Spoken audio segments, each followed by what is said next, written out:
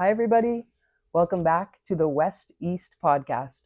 My name is Amanda, and as always, I'm joined by the one and only Dr. Art. Hi, Dr. Art. Hi, Amy.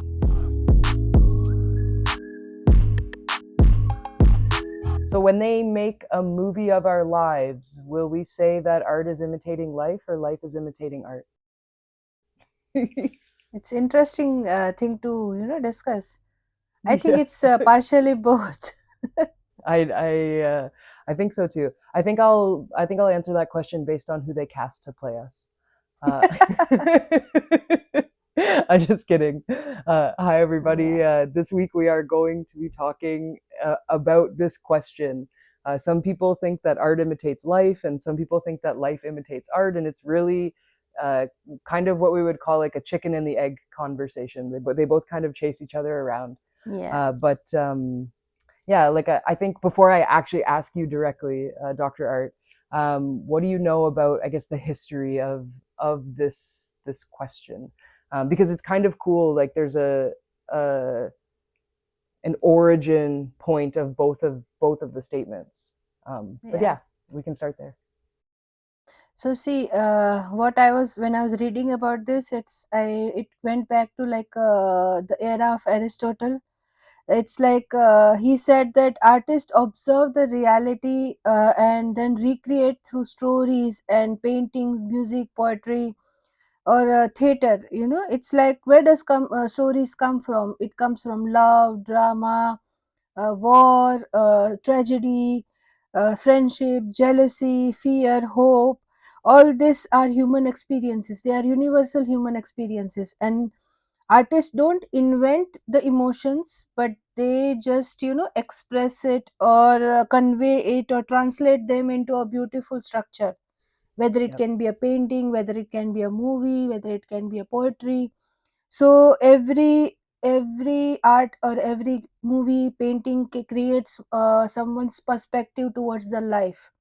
So that's how you can say that art creates life, and life itself is a feedback system from where the inspiration was taken. So it's like a beautiful circle, Yeah. vicious circle where you cannot say chicken or the egg. It's like both are codependent.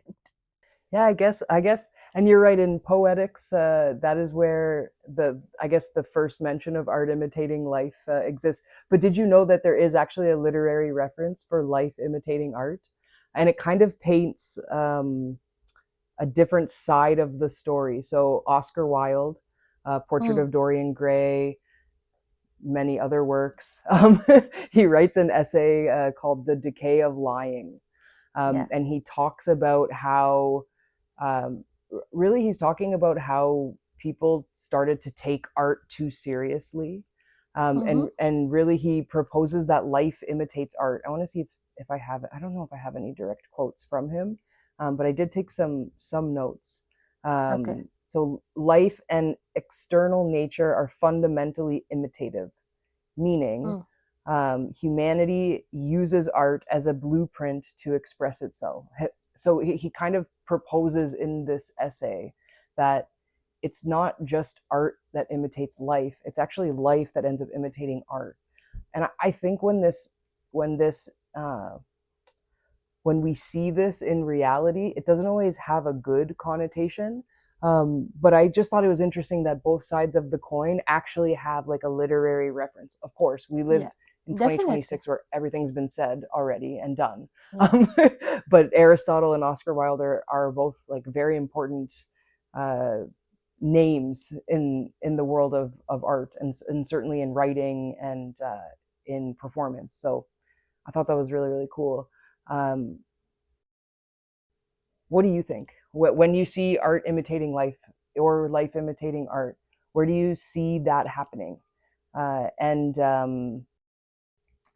uh, like people have a really visceral reaction to art, right? It speaks Yeah. to us. You can hear a song and be brought back to like when you were like 20 years back, right? It'll bring somebody back to their prom, or back to their first day of school, or the day they got married, or like, how do you see that? Is that art imitating life? So Why do people? I Yeah, can have this explain response. you in two, what I was going read like researching about this. The two things came Yeah, and which connected with me was, one was the narrative identity.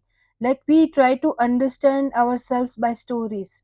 If you yeah, have you like as you say that when you listen to that song, it reminds you of something, or when you see the movie, you say this is my story, or you yeah, read to some self-help book and the writer is going through something, you say, oh, I also went through the same thing.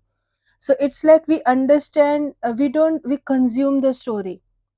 yeah, And then because it and another thing is emotional memory. So emotional memory mm, is some incident or something or some signal, like a painting or a movie or a song, which connects us emotionally, and it stores as emotional memory. So mm, that's how we try to understand ourselves. So yeah, as art is a source of connecting to ourselves, and same thing, it's art itself learns from life. So life only has this emotional experiences and everything. Without that life we cannot have art.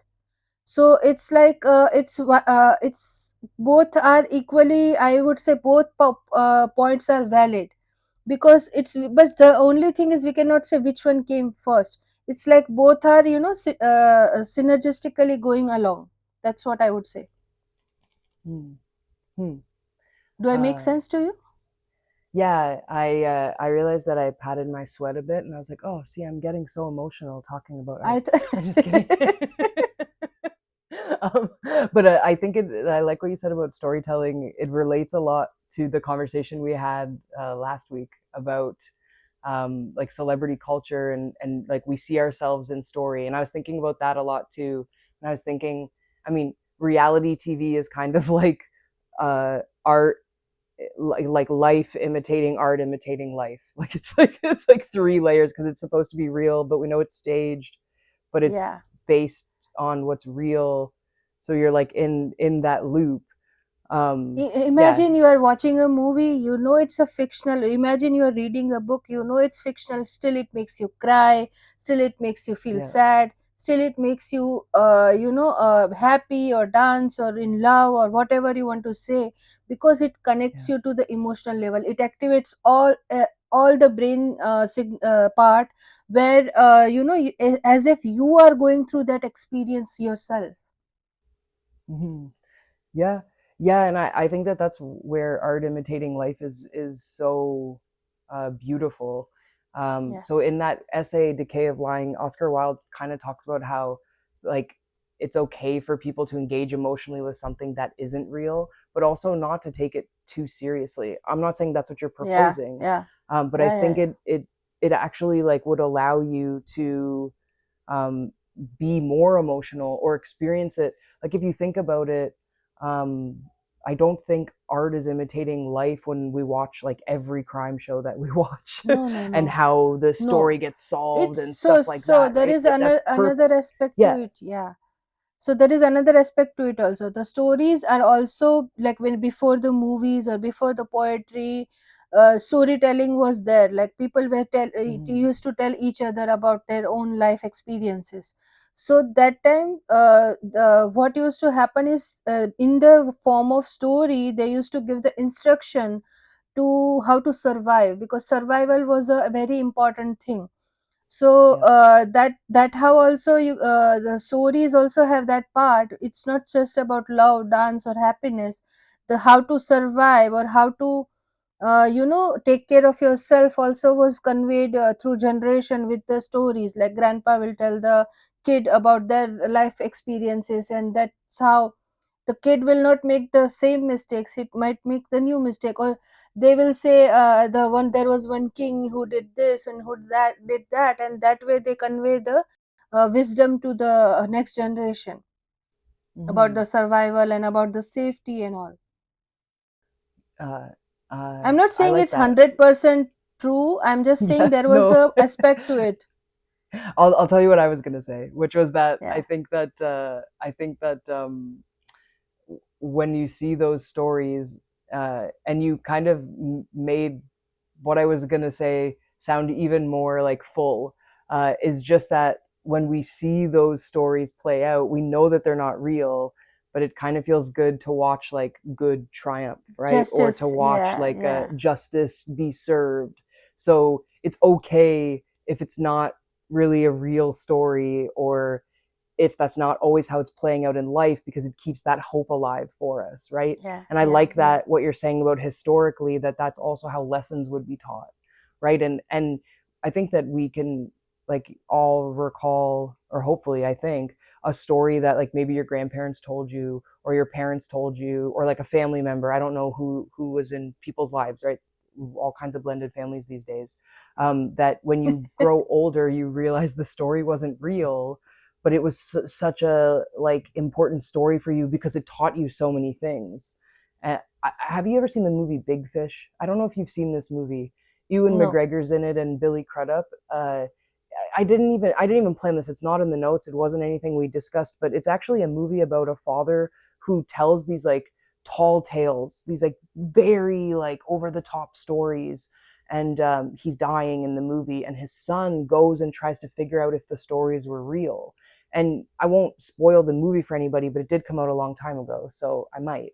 Uh, what he learns is that it like it's some of the stories are impossible. So you're like, okay, did this actually happen? But he learns which parts of it are real, and it's a very nice movie. It kind of like touches on what we're saying, that you start to understand why he told the stories to his child and why he told them the way that he told them. That's very good. So then why if people get so emotional, because there are examples of like when we talk about like life imitating art, there's a lot of court cases, and this is a real big problem with like hard rock and heavy metal, where people have gone out and committed crimes and said they did Mm-hmm. it because of the music. So then the Yeah, band ends up in court.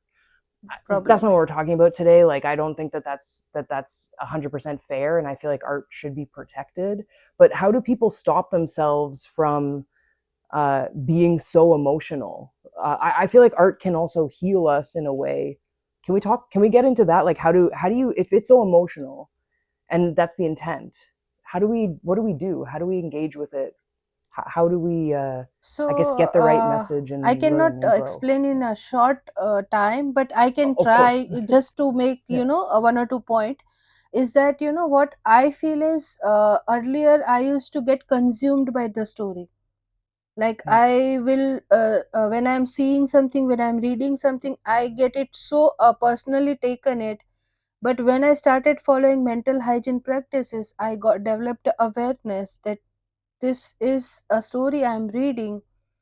You can consciously, if you're reading something, watching something, getting affected by something, what you can do is what part of memory it is triggering, or what part of memory it is affecting or touching you. Oh, I like So that. you I can like that. go Yeah. you can You understand that and work on that aspect. Like if you see one person is doing injustice, and you start you brings rage in you, then you should try to understand by calming down, and not at the same moment you finish the story, you finish the yeah. movie or the book, but later You on don't you you can don't pause it and reflect. go, "Whoa." Yeah. Yeah. I'm saying as if people are blindly following me. If they're in the movie theater, they're saying, "Hold on, I need a second." They're getting out. But hey, if it triggers that much, I guess do Yeah, do no, you so just take be a on your own note, journey. emotional But note yeah, of that point, that this part yeah, affected me.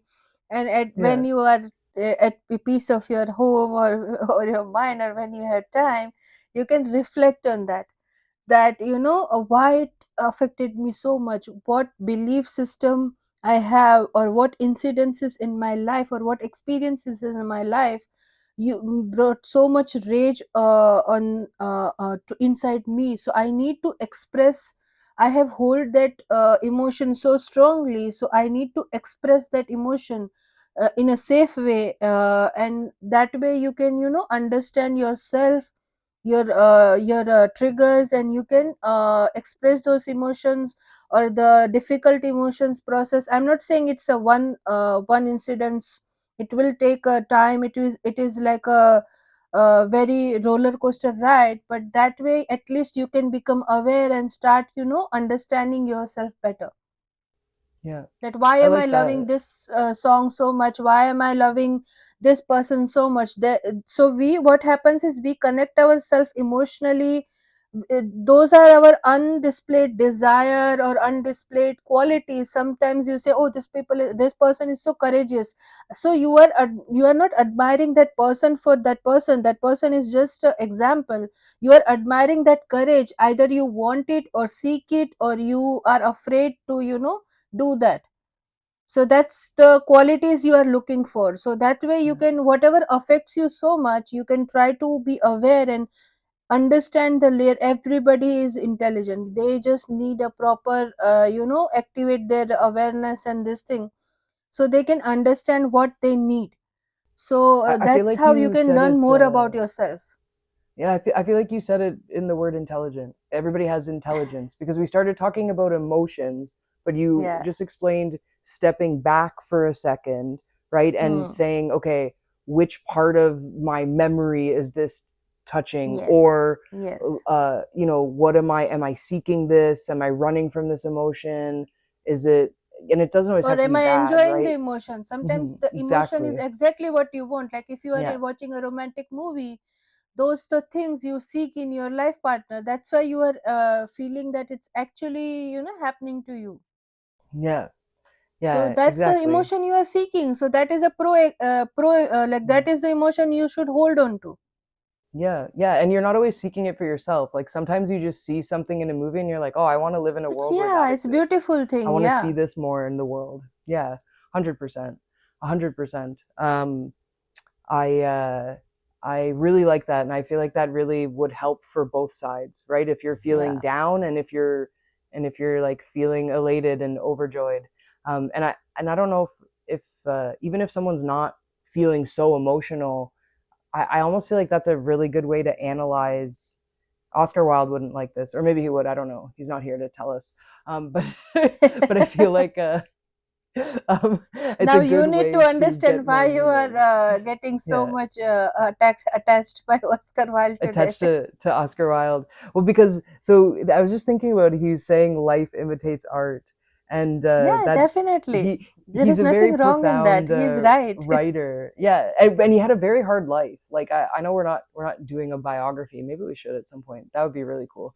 But he had a really hard life. So I feel like for some people too, and I see this a lot with like uh, like comedy, right? Is it usually comes out of somebody going through something really rough or having a hard life or struggling with depression. So in real life, whatever that means, they're going through it, but then they want a moment to just laugh and to just, Yeah. you know what I mean, let loose. And so that's where a lot of really good comedy comes from, is like truth and pain, right? So I feel like that's more where uh, on that, in the spirit of life imitating art, it's not always just about that life is actually imitating art. I mean, you could look at examples like 1984 where it's like a world of surveillance, and then look around, we literally have a show called Big Brother. And drones exist and there's cameras everywhere, and like the idea of privacy is kind of gone. Apparently there was a book that was written before the Titanic actually sunk. There was a book about a ship that was unsinkable that perished. I looked that one up, so I don't know too much, but I'm pretty sure that my source was credible there. But if you think about the real examples, you can also talk about how sometimes it's okay for for us to just um, enjoy it and not. It doesn't have to mean something. Does that make sense? Yeah, Like it yeah. doesn't have to just mean something. You can just enjoy something and not. It doesn't mean that like because 5 years ago something happened and now you hold that memory with you. I'm not saying that that's what you were saying either, but it's worth mentioning that other side of it, right? That I kind of like it when art doesn't take itself too seriously. It um can be just you having there like sometimes what happens when I paint, I become such I don't care what I'm painting or how it is the outcome. It's just the process. which makes me in the state of flow. So it doesn't need Yeah. to mean anything. Yeah. Yeah. Absolutely. You're just It's just expressing. you enjoying your life, or you are Yeah. expressing yourself. That's it. Yeah. Yeah. 100%. It's like more abstract. Like we can Um, say there are some feel good movies. We say, no, there is a term, something like, when I want to feel good, I watch this movie. mhm. Yeah. So there's some movies that are hard to watch and you feel like you'll never watch it again. But that doesn't mean you didn't like watching it. Like man, Veer Zara ruined me when I watched it. I think I cried longer than the movie after the movie. But I'm so happy I watched it. And I don't know if I'm sorry, SRK and Pretty Zen. I don't think I'll ever watch it again. I can't. uh um but it was a beautiful story. Yeah, and then versus like I don't know, Happy New Year, I could watch like on repeat, even if just for the songs. And like Hokum, I think we did an episode about it, and I'm pretty sure we've watched it like 5 times. Um, and yeah, and as well as his other films, Oddity and Caveat, we've watched at least twice. And we just recently bought Oddity on Blu-ray so that we could continue to watch it as often as we can. So uh, yeah, I guess I don't know which side of this argument I'm on, and I don't think it needs to be an argument. Did we just That's start an what I'm episode being trying like, to "Which one say, are that you?" and it's then a beautiful yeah, cycle. That's not an argument. yeah. Well, is this a Hindu way? Can we call this the Hindu approach? That we're not there's no beef. we're uh, we started saying which one are you, but I think we're both. And Yeah. whichever one you are, that's okay. It's a yin and yang. It's like a yin and yang. You have to have both. Yeah. Without life, there Um will not be art. Without art, there will not be life, yes, yes. So I feel like we've covered a lot of ground here. I'm looking at the questions, folks. You know, we take notes and we do some prep here, but we are in the end of the end of our time talking about this subject. Are you ready for a final word, Dr. Art, or do we have any questions that we want to ask before we head into the final word? I would just say life is a beautiful experience. Enjoy it, even if it is there is no emotion which is good or bad. Just what meaning we give to it. So imagine what movie or what novel you want to be, and what chapter you are in now, and what is your next chapter. Just think about it, and write it like that, or see it like that. I like that. Is that your final word? Yep. Beautiful. That's beautiful. Uh, and yeah, I would say to explore both sides, and it's worth giving those works a read, Poetics and The Decay of Lying. And if I'm going to pile on some Oscar Wilde, then you got to do Importance of Being Earnest as well. And I already mentioned Portrait of Dorian Gray.